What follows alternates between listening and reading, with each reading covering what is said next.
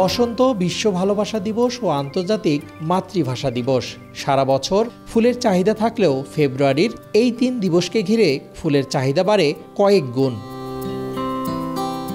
রংপুরের বিভিন্ন ফুলের বাগানে দোল খাচ্ছে লাল, সাদা, হলুদ সহ বাহারি রঙের গোলাপ। এখন চলছে শেষ সময়ের পরিচর্যার কাজ।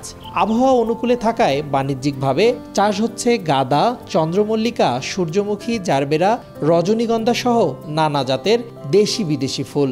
থাই আছে, গেঁদা আছে। তা বাজারে গোলাপ, লাল গোলাপ বিক্রি হয় 20 টাকা থেকে 25 টাকা। 21শে ফেব্রুয়ারি আর ভালোবাসা দিবস, এই দুইটাই আর কি গোলাপের চাহিদা বেশি। যশোর, তারপর আপনার কালীগঞ্জ, ওইখান থেকে আপনার মূলত ফুলটা আসে। এদিকে ফুল চাষ জনপ্রিয় করতে সব ধরনের সহযোগিতার কথা জানায় কৃষি বিভাগ। মাঠ পর্যায়ে উপসহকারী কৃষি কর্মকর্তা এবং আমাদের যে উপজেলা কৃষি কর্মকর্তা তারা কিন্তু তাদের সাথে যোগাযোগ রেখেছে এবং ফুল চাষে একটা সম্ভাবনার দিক দেখছি এবং এটি দিনকে দিন তারা এটি আরও বৃদ্ধি করবে।